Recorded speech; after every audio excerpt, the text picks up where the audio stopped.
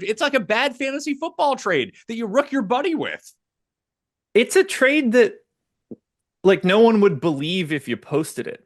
It's like you turned off the trade settings in 2K. I mean, Shams had to go out there and say this is real. Mayo experience. Mayo experience. Mayo experience. Mayo experience. Experience. Welcome to the Pat Mayo Experience presented by Underdog. I woke up this morning and there's very little that can happen that will make me not only do an emergency show, but do it about the NBA. But Luka was traded to the Los Angeles Lakers for Anthony Davis. I mean, there's a three-way trade. I'll bring in Josh from Stochastic right now to talk about this. Is this the weirdest thing you've ever woken up to? Yes, unquestionably. It's not like we expected these guys to get traded. We certainly didn't expect them to get traded for each other. There has been no murmuring of this anywhere at any point in time. I don't understand the deal. I don't really understand any part of what's happening. I just woke up and saw that the NBA as we know it has changed, and that was not on my bingo card for today. So this somehow became impromptu breaking news Stochastic week on the Pat Mayo Experience. If you missed it, the Terry Rozier betting scandal with Greg Ehrenberg is up on the Mayo Media Network right now. Sub to Mayo Media Network. Smash a like while you're here. So the Lakers get Luka, Maxi Kleber, Markieff Morris. Dallas gets Anthony Davis, Max Christie, and a 2029 first-round pick. And the Jazz get 2 second-round picks and Jalen Hood, some guy I've never heard of. Shafino. Who the hell was that guy? He went to Gonzaga. I thought he was going to be the backup point guard for the Lakers. I was pushing him pretty much in the preseason. Then they didn't pick up his option, and he doesn't play. Well, he's now a member of the Utah Jazz. He's got a much better chance of playing for the Utah Jazz, that's for sure. So the Mavs general manager, Nico Harris, basically just said, hey, we're doing this for defense. Defense wins championships.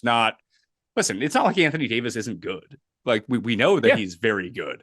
But what is he, 31, injury prone? Not that Luka's like a beacon of health, but he's 25, and I think he's made All-NBA basically every year of his career. Like, yes, I get it. If you want to make your defense better, absolutely, positively, Anthony Davis is going to make your defense better than Luka Doncic was making your defense. But you also have one of the best young centers right now who certainly leans defense in Derek Lively. They weren't even, now obviously he's hurt right now. They've got Daniel Gafford as like a very capable backup. So center depth is going to work. Feels like you can get a little bit more back than AD. What questions are going to get answered today and over the next couple of days? There's got to be something between Luka, the front office. That's the only thing that makes sense here. Like there was some sort of scandal that we don't know about. Either he's awful, he's got some dark history we don't know is coming, he's way more injured than we know.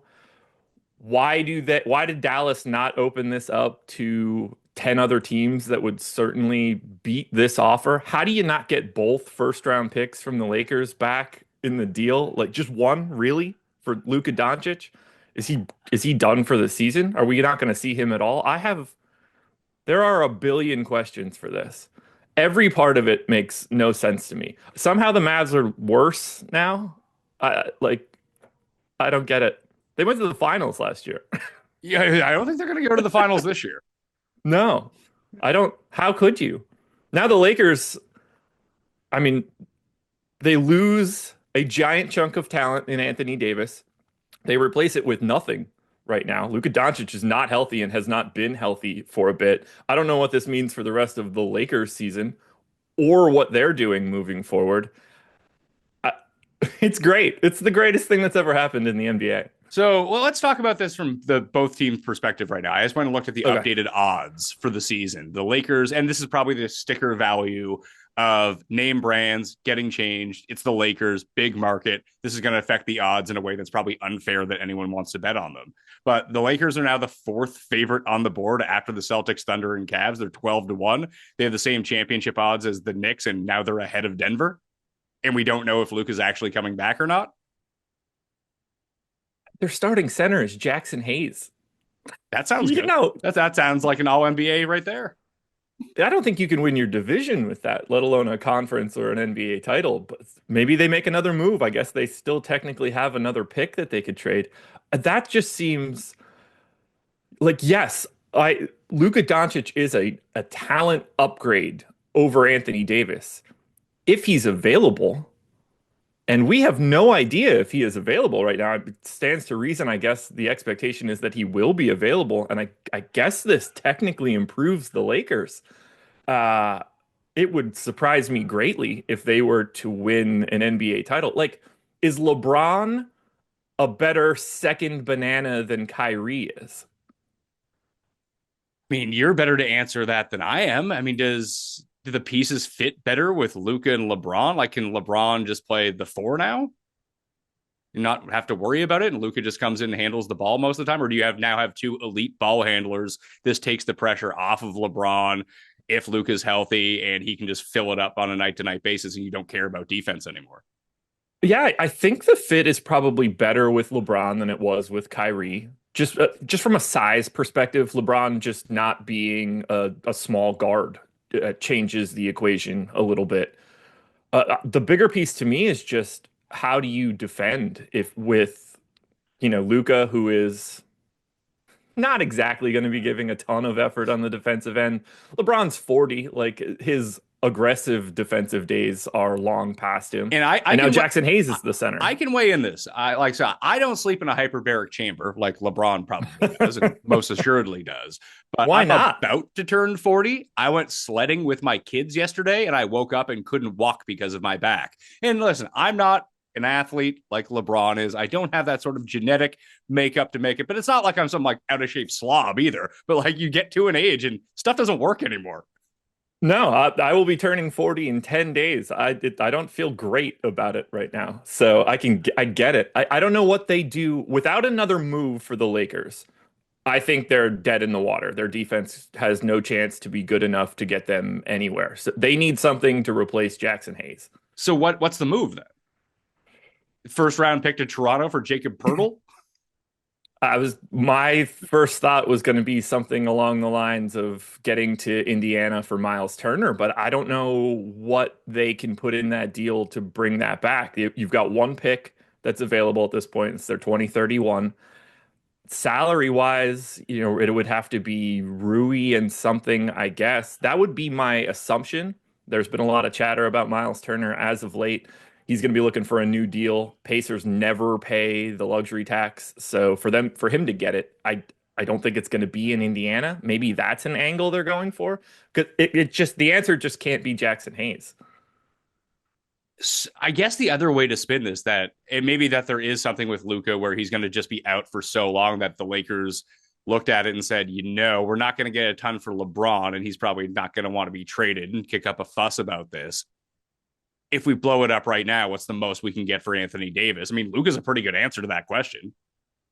Yeah, I mean, the Lakers come out of this smelling like roses, so long as there's not something like fundamentally wrong about Luka at this point that we just don't know yet. This is a home run trade for the Lakers if Luka is just himself. If he is everything we thought he was yesterday, right now, this is a home run for the Lakers. They gave up very little. They gave up the older, not as good player and essentially no future like problematic assets. You see these types of trades all the time where it's 3 firsts and 3 swaps and another young guy. They didn't have to do that. This deal could have been beaten by 10 other teams and they would have had a line out the door for it. Well, the reason I bring up Jacob Poeltl, like I'm a Raptors fan. I'm waiting for the Raptors to do anything to make it seem like they're going to be competitive sometime in the next 5 years. And I guess tanking for the first pick, but winning too many games probably takes you out of the flag sweepstakes for the first overall pick, unless you get incredibly lucky. Like, why not be like, hey, here's 4 first-round picks or whatever it might be? Isn't that a better trade for Dallas?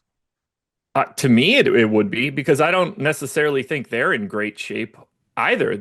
Oklahoma. What would Oklahoma City give up? They have $1 billion first-round draft picks and 10 more young players that they could have added to that deal to do it. Houston, Memphis. The list will go on and on here for teams.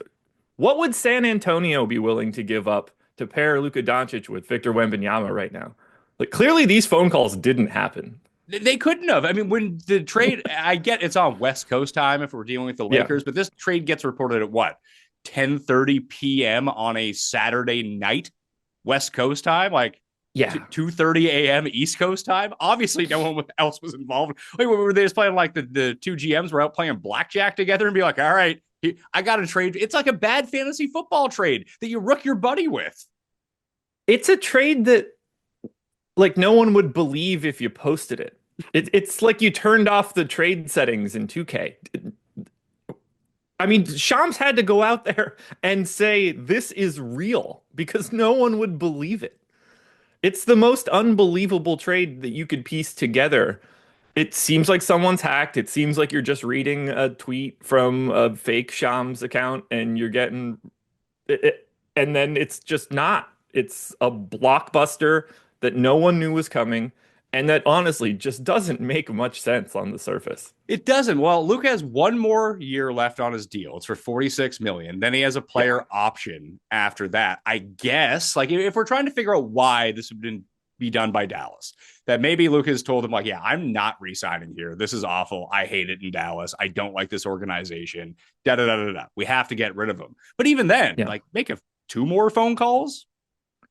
Right. Like that's the part that makes, did he just tell them the only place that I'm going to go is Los Angeles? And that's just how much power the players still have in the league. But I don't understand how the players could still have that much power with basically a hard cap in place right now with so many teams not wanting to pay the luxury and then getting like quadruple bonus on the luxury tax at the same time. Yeah. Like, you're going to go where we tell you to go. You have no leverage here.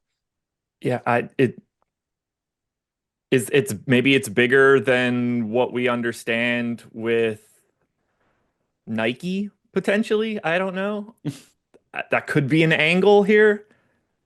He had to tell them that he either had to tell them that he doesn't want to be in Dallas long term, or he's more injured than we know. I think it has to be one of those two angles. Okay, let's flip it from the Mavs side. So the Mavs are now 28-1 to win the NBA title, which is more than double what the Lakers are. Now, I don't think Dallas is going to win the NBA title, but if Luka's still hurt and he's going to be out for a bit, I guess this does make you better this year. Like, shouldn't their odds still be higher than the Lakers' odds? Yeah, to me, Dallas feels like a better, at least a team that I could be more confident in. Kyrie is healthy. He's playing great. Looks fine. Anthony Davis, that combination of those two guys seems like they're going to pair really well. They have at least some center depth, plus whenever Lively gets back. Maxey was already hurt. He broke his foot, so he was going to be out for a while.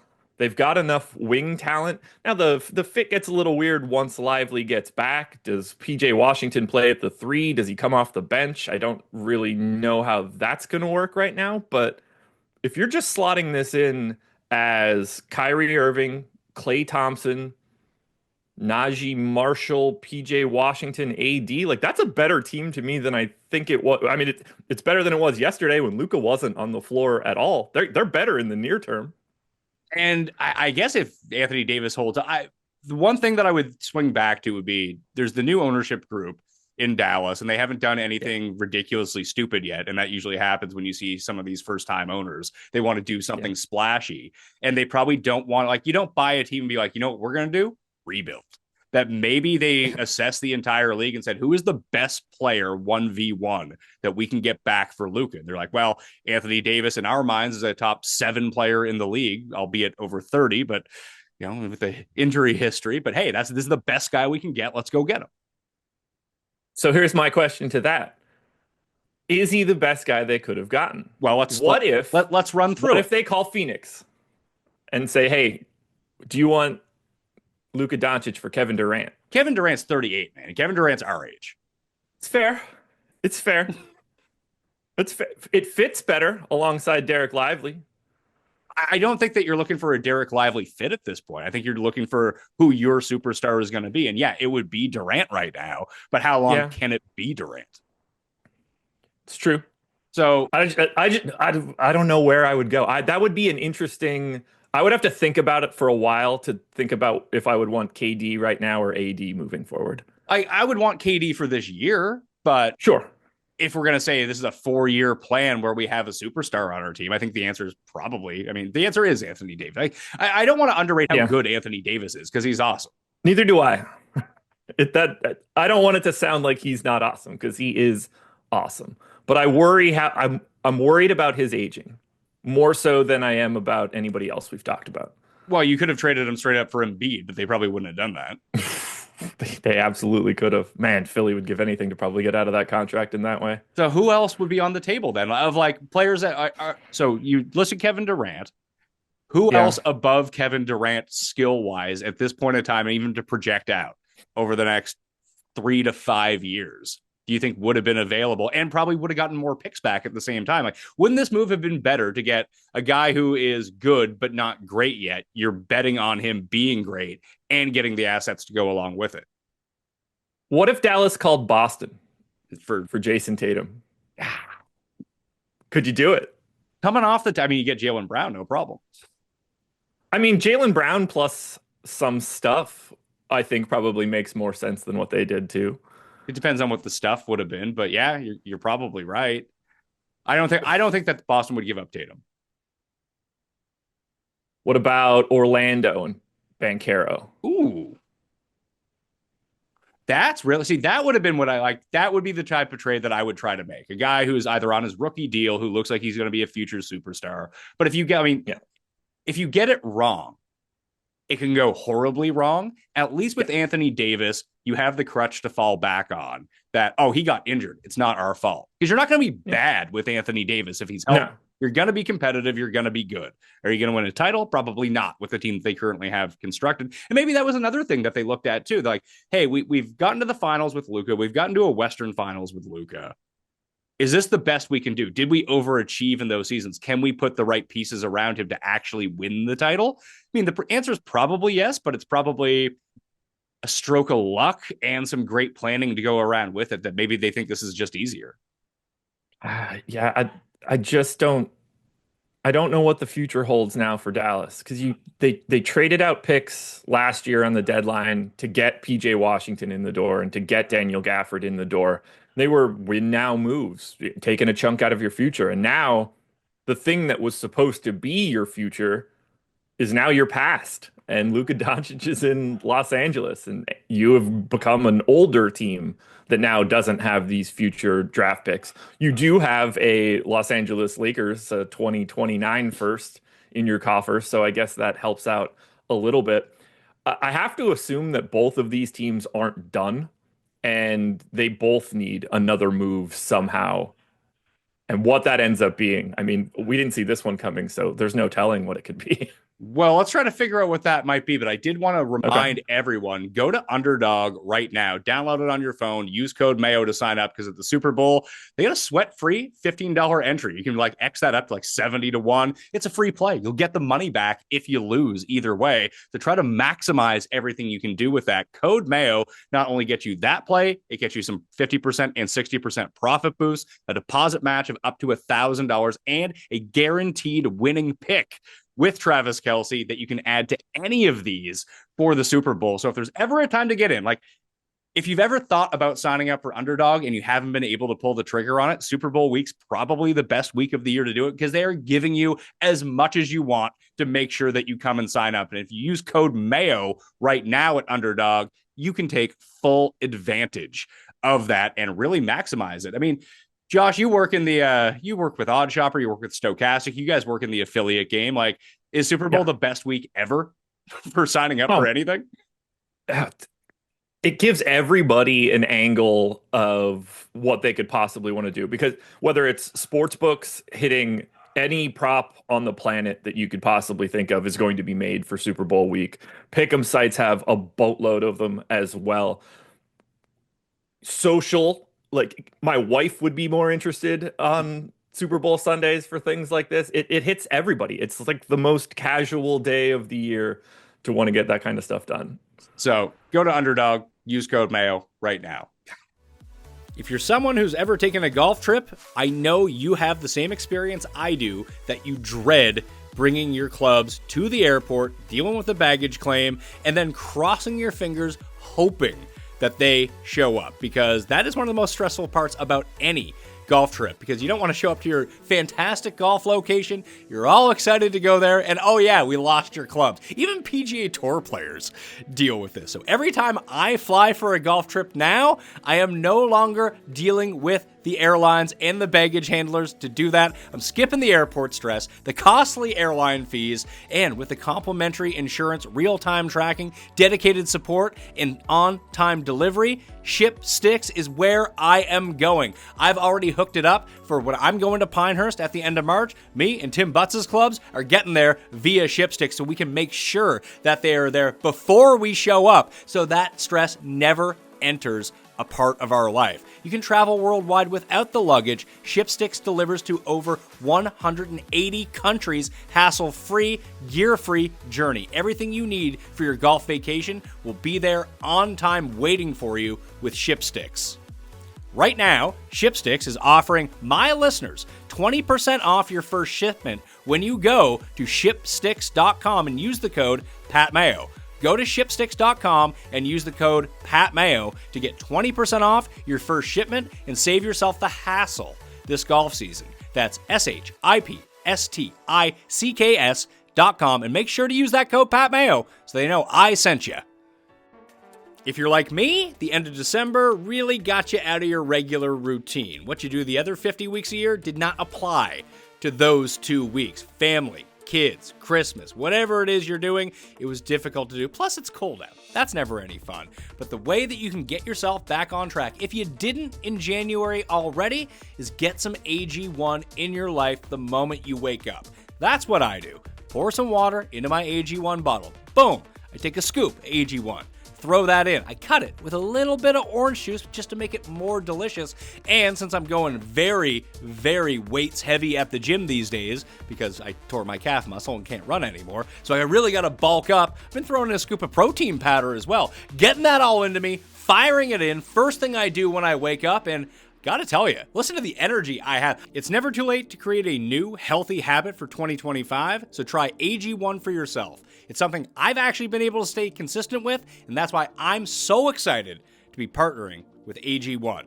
And AG1 is offering new subscribers a free $76 gift when you sign up. You'll get a welcome kit, a bottle of D3K2, and 5 free travel packs in your first box. So make sure to check out drinkag1.com/Mayo to get this offer. That's drinkag1.com/Mayo to start your new year on a healthier note.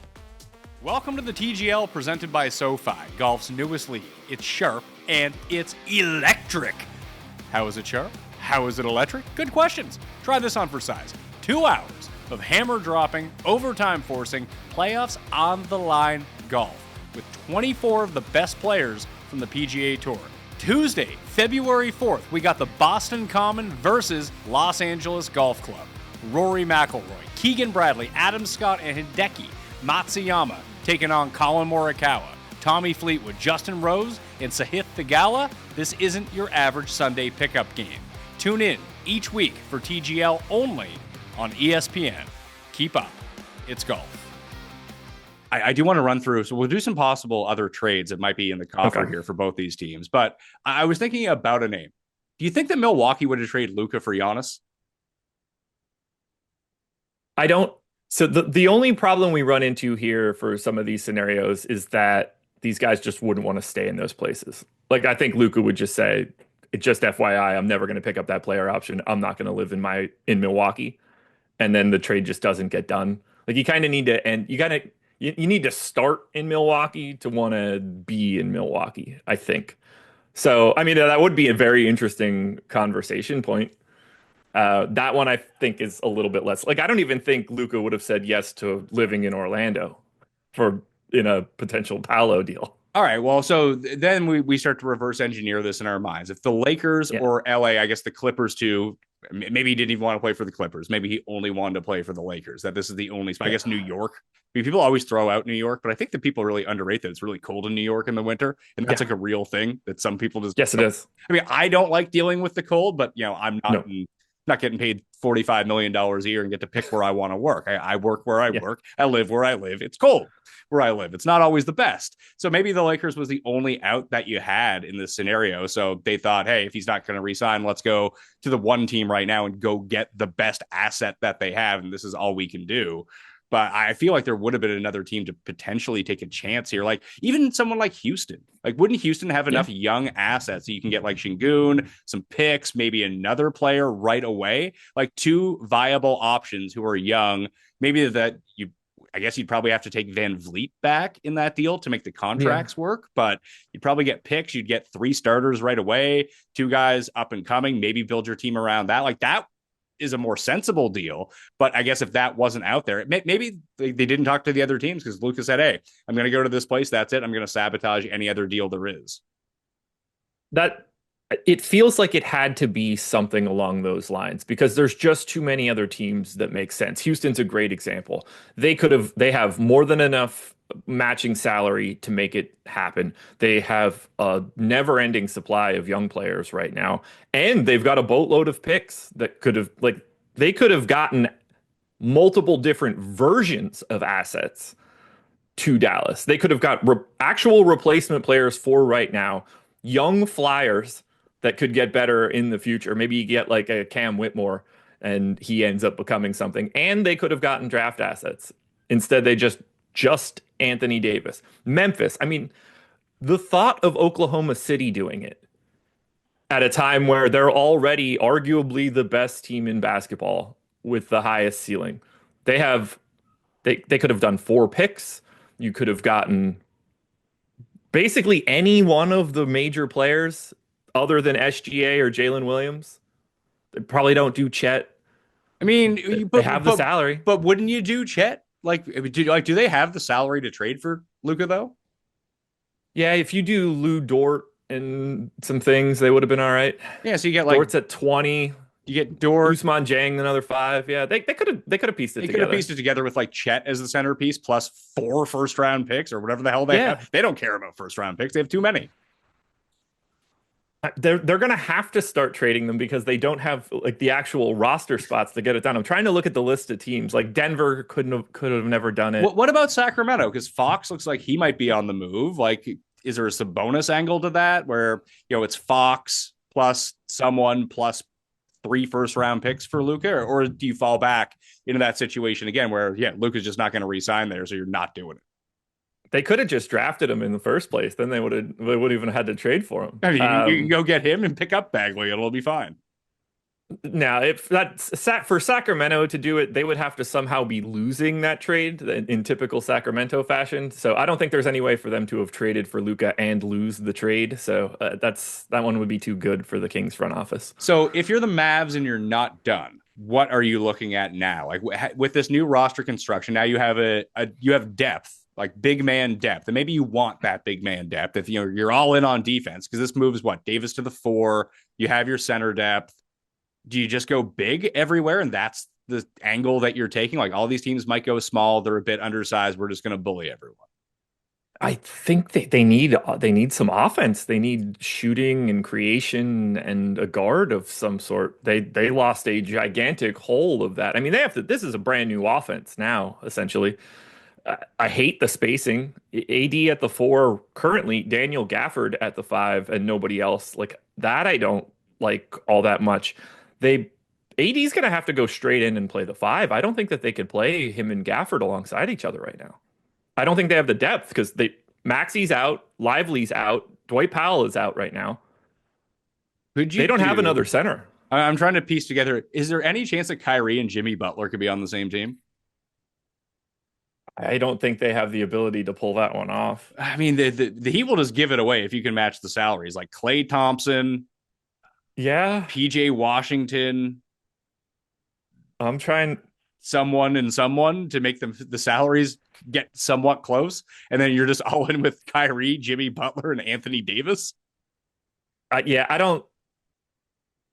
don't think they'd want to trade PJ in that scenario. And they would have to. I think they would need. I think they would. Oh, I mean, to get to the salary, they would have no choice. They would have to add those. I don't think we're getting Jimmy to Dallas, All right, so but it would be fun to see.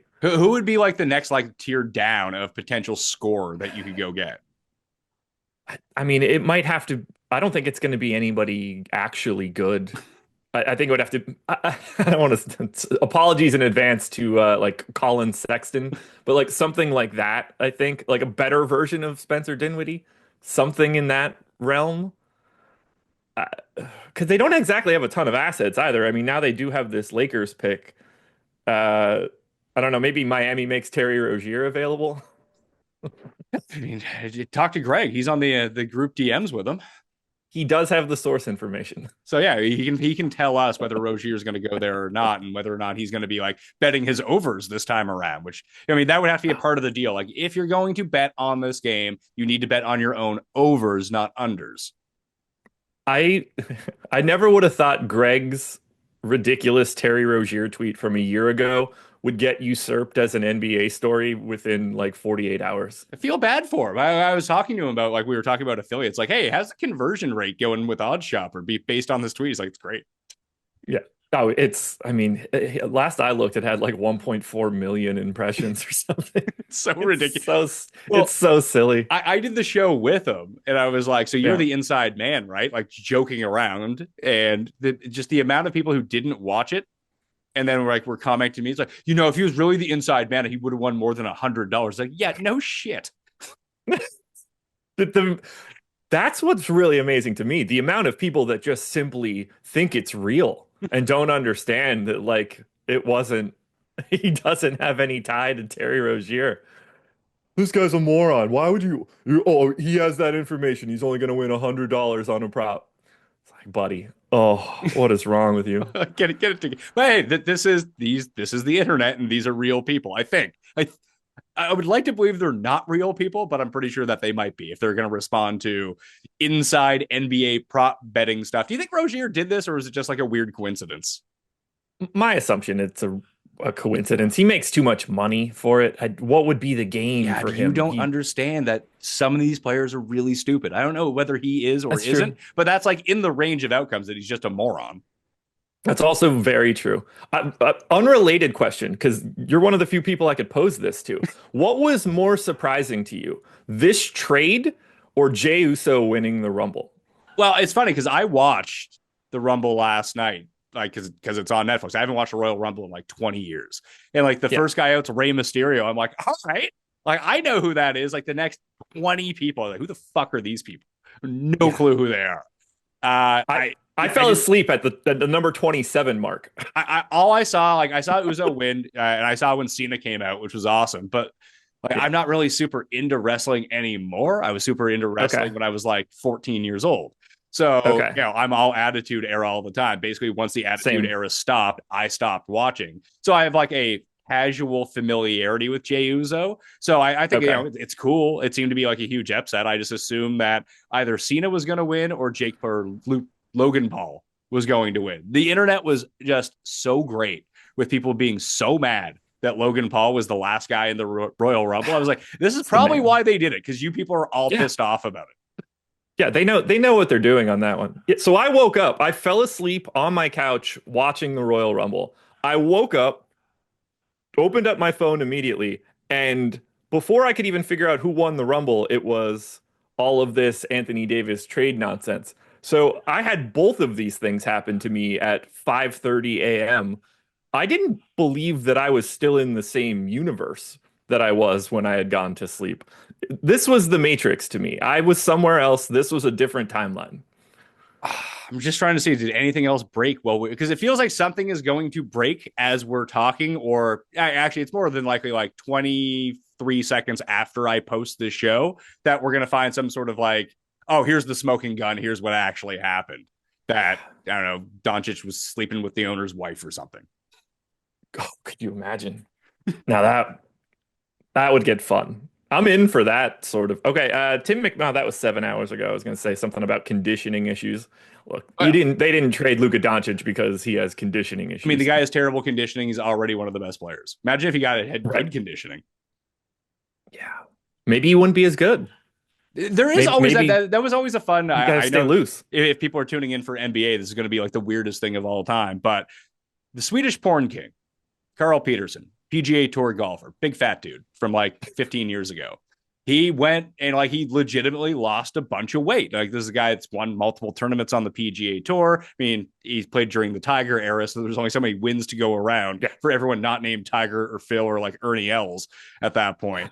But he won a few events and he probably dropped like 30, 40 pounds and he sucked after like his body was so conditioned to be this giant fat dude who swung a golf club. He had to go regain the weight in order to be like, all right again.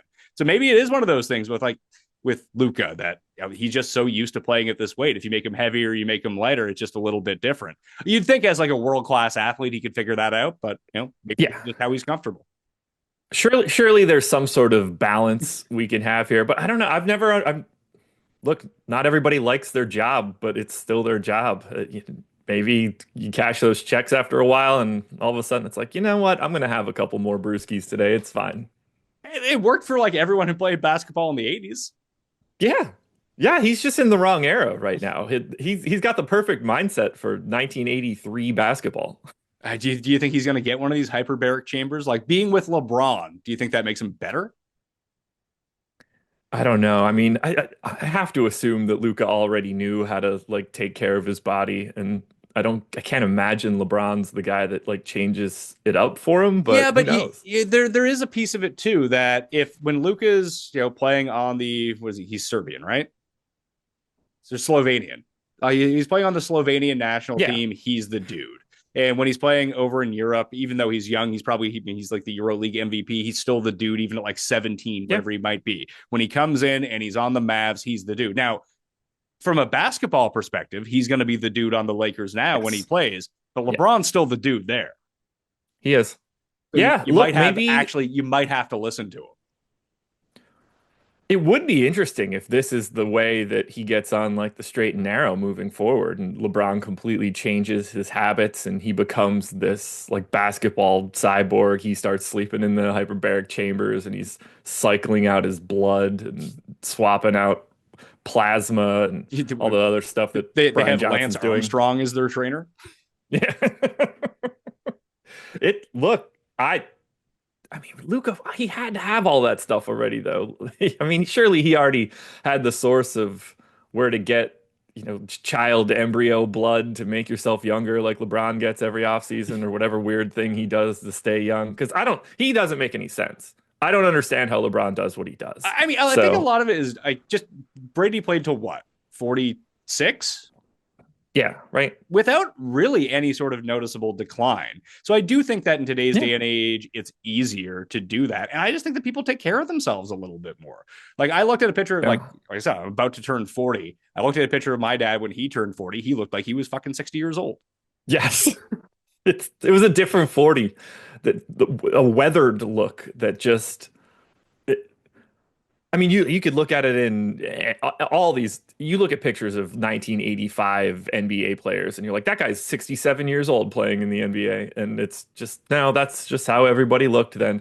It's helped LeBron that he's never had an actual injury to slow him down. He didn't have the Achilles like Kobe or anything like that. He never blew out a knee. He just was always good, and it's a lot easier to maintain your body when you don't have one catastrophic injury that you have to focus on. So what do you see as like the Lakers move here? Because Rui's at 18 million, Dorian Finney-Smith's at 15 million. It's probably not going to be Reeves. Like he's a cheap guy that you have under contract, or maybe that's like, I'm actually shocked he wasn't in this deal going back. Like if you're giving up Luka, like why not get another decent asset out of it? There were so many more assets I would have expected to be added into this deal to get Luka Doncic. They have to do something. It can't be Jackson Hayes. You cannot have your center be Jackson Hayes. They have to do whatever they don't have nailed down at this point. Either Rui's contract is going out, Dorian Finney-Smith is getting re-swapped, Gabe Vincent's on the way out, Jared Vanderbilt. They can stack a bunch of contracts together. But who is it that you get? available. So let's say you need to get a center. So you have to go get a low-end starting center or even a backup center that you make into a starter and just be like, hey, stand here, put your hands up and play defense. Like one of those guys. Can you be 6 fouls and go like this? I think the goal is Pirtle, like you mentioned. I think they're taking a shot at Miles Turner. I think they're trying to figure out if Walker Kessler is available. I, I wouldn't. I mean, I guess they're not going to be looking at like Daniel Gafford or something on the opposite side. Or you would have, they potentially could have done it there. Well, even with Kessler, to look at Mm. it like if it was a three-way trade with the Jazz anyway, like why not try to finagle it that you get him too? Salaries probably. Yeah. You got to get that one. Like the Jazz are just tagging in there to be a dumping ground to make salary work. They're trying. They're probably not trying to upset the apple cart or make that one more confusing. Yeah, we'll take on this guy that's going to expire at the end of the year. Give us the second round picks or whatever. We'll call it even. Maybe they fly back into that conversation in a little bit. There's not a lot of legitimate center options out there. I mean, Clint Capella, I guess, if Atlanta wants to get out of that business and the Lakers just want to get somebody that's a little bit more competent, that could be a direction. Maybe you call Detroit and you go to something like Isaiah Stewart, but he's crazy.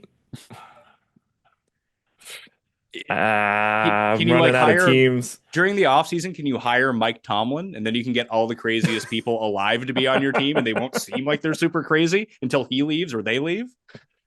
I mean, he would help hide the craziness of Isaiah Stewart. That's for sure. Because that guy, he's always looking to get into it and just coming off a suspension right now. So what's the starting five for the Lakers, do you think? So it's Reeves, Rui, LeBron. Luka. Well, I mean, well, yeah, when Luka's back. Yeah, well, let's say obviously Luka's healthy. Yeah. So, and then Jackson Hayes, right? It's terrible. Yeah, Luka, Reeves, Rui, LeBron, Jackson Hayes. So you're a DFS. That's not who's like the DFS darling of these teams of this trade. Now that the teams have been shaken out, let's say that Luka is on the Lakers and he's starting. Who's like the cheap DFS guy that you want to use? I mean, for the first day, it would have been Jackson Hayes because he's just going to step into the bigger role. I mean, this definitely makes Austin Reeves worse.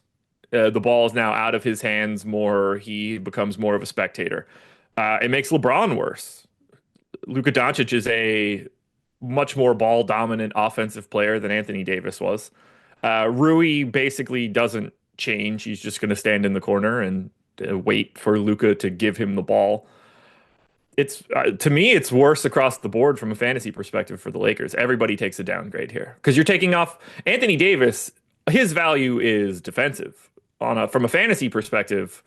All that off, like he's obviously he has offensive value, but it's not the same as Luka and not even close. So yeah, it got worse for the Lakers across the board there. So if you switch it over to Dallas with Anthony Davis there now, is Kyrie just a lot better? Yeah. So Kyrie gets a massive usage bump, assist rate jumps. Obviously, we're talking like from when he was playing alongside Luka, not the last month where he's just had this exact same role. But yeah, usage rate bump, assist rate bump. This is better for Spencer Dinwiddie's minutes because they just have more front or more backcourt minutes. Quentin Grimes is more solidified now on the Dallas side. I mean, it takes a chunk out of Daniel Gafford now. I mean, the center rotation is a little bit more muddy. PJ Washington's role is about to change. I think this makes someone like Najee Marshall look a little bit more interesting. I think he just sort of fits on the perimeter a little bit better. They're going to have some real rotational questions when Lively gets back because I don't really understand a Lively AD 4-5 combination. All right. I think we fleshed this out. Any other basketball related things? Any trade that you could see coming? I mean, you didn't expect this one, but do you have any hot takes on a trade coming up? I mean, if this is something that can be a trade, anything's on the table now. No, this is prime season for people that have terrible opinions about trades because they can throw anything out and it is now a viable trade. Well, this is why I had to get my hat into the NBA ring right now. You want terrible takes? You can come to me. I'll have all the terrible takes you need. I've got a lot of those as well. I throw them out from time to time. All bets are off now. De'Aaron Fox seems like a normal one. I feel like Miles Turner is now going to be leaving the Indiana Pacers, which I think is a gigantic mistake for the Pacers, but That's probably not even a hot take now because it's Miles Turner, and who cares because Luka Doncic got traded. Like, if you could get one guy off of Indiana right now, that like a big salaried player just to get rid of, wouldn't it be Siakam? Yeah, probably. Uh, look, they've been so good. Their starting five right now has played like the sixth most possessions of any starting five, and that was the Matherin version, not the Neesmith version. They have a higher net rating than the Thunder do with Hartenstein on the floor. They have been insane as a starting five. So I wouldn't want to be breaking that up if I were Indiana, but I think that's going to be what it is. It's certainly not going to be Halliburton. Who would trade Halliburton, right? Yeah, it'd be impossible. And maybe you could have got like Luka for Sabonis and De'Aaron Fox. Kings just keep screwing it up. Yeah, well, it's incredible. It's a tough life when you live in Northern California, I suppose. Depends where you are. I guess that's true. All right, man. Tell everyone. Thanks for doing this so early in the morning. I just saw you up and thinking about it. It's like, I want to talk about this with someone because this is crazy. And like I said, I very rarely do breaking news stuff, and especially with the sport I don't cover. I was just like, this is fascinating to me. Yeah, I was up. I was starting to look at some NBA stuff, and I was just like, yeah, that would be. I would love to talk about this. I'm chomping at the bit to talk about it. Tell people where they can find your NBA stuff. Yeah, so stokastic.com or oddshopper.com would be the two big keys. At Josh Engleman, Engleman. That gets spelled wrong infinitely, but I don't blame anybody for it. The letters just seem like they should be in different places from time to time. But I'm always talking NBA 24/7, basically. So pay attention to my Twitter. Yeah, or X. That's the easiest way to go do it. Have you thought about changing your name for showbiz? I should just Josh E. Maybe. No. Like you Josh need like E something with a Y. Forceful. Oh, like you mean like an actual like stage name? Yeah. Okay. Well, so I used Preston Waters as a no, not powerful enough. No, that was my MySpace burner name. Like back Josh in the day. Strength. I don't think that I give that vibe off. Doesn't matter. People listen, I just talked about people don't watch anything or they just read like a headline. Hey, Josh Strength says this. He sounds pretty credible. I do need to I should probably think about coming up with a gimmicked name. That would fit a little bit more. Yeah. I'll work on that. ChatGPT is going to help me out. Listen, if you have any sort of inkling on that, hit the comment section, try to figure it out. Can't wait to I so very rarely do I cross over into actual fandom with my channel. So Mayo Media, thanks for coming here. It's not always like this, but we'll have some chats from time to time. So sub to the Pat Mayo Experience podcast. Well, you're here. I got a free newsletter. All this stuff's down in the description. You can check that out. Go Mayo Underdogs, the important one though.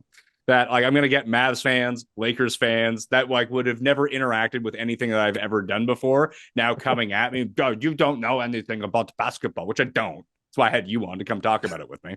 But these people are we think that the gambling people are unhinged. People are like, well, the NBA rigged this prop. I mean, maybe they did, maybe they didn't. This we don't know now. It's true. LeBron sat out this game to screw my $10 bet. It's like, I don't think that he did, man. I don't know why you would think that unless you're a crazy person. But actual sweater fandom, totally different story. These people are nuts. Yeah, you think you have one angle of people, and I get the sports betting people all the time that are just unhinged. But when you start talking about someone's favorite team, that will break them. And you don't even have to be negative. I've had conversations about the most obscure players from teams that are super irrelevant, and people are defending them as if they are family members. Team fans will get crazy. Yeah, it's not a situation I find myself in often, and I don't understand as someone who doesn't really root for teams or really, really care that much. I mean, it's one of these things where my sports fandom for teams is so casual at this point where it's great if they're good, don't care if they're bad. Yeah, mine's gone. I have Liverpool is the only thing I care about at this point in time. All of my old individual fandoms are like, yeah, I hope they win. They would be my choice, but it doesn't affect my day any longer, which is nice. It's been helpful. Yeah, I mean, but we swing back the other way. It's like, oh no, I need this combination of 7 players to win me $100,000. Yes. That I care about. Whether the Raptors win or lose is sort of irrelevant to me. Yeah, I don't know. I never know the results of these games. I just know whether or not my results happened. The wins and losses are lost on me at this point. Love it. You can follow me at the PME on X. I am no longer hacked. There was questioning of whether or not that someone was hacked when they announced this trade, and Shams confirmed that was not the case. I was hacked last week on X, but I have my account back now. So thank you everyone who helped me out. in that. You can follow me over there at the PME, and I'll have a ton more information. Like I mentioned, we talked about the Rozier stuff on Friday. I had a breakdown of the Waste Management Open yesterday, golf bets on Monday, NFL Super Bowl prop draft that we're going to give out our like 15 favorite props. That's on Tuesday. So if you've never been here before, stick around. All right, it'll be fun. I'm Pat Mayo. I'll see you next time. Pat Mayo Experience! Experience!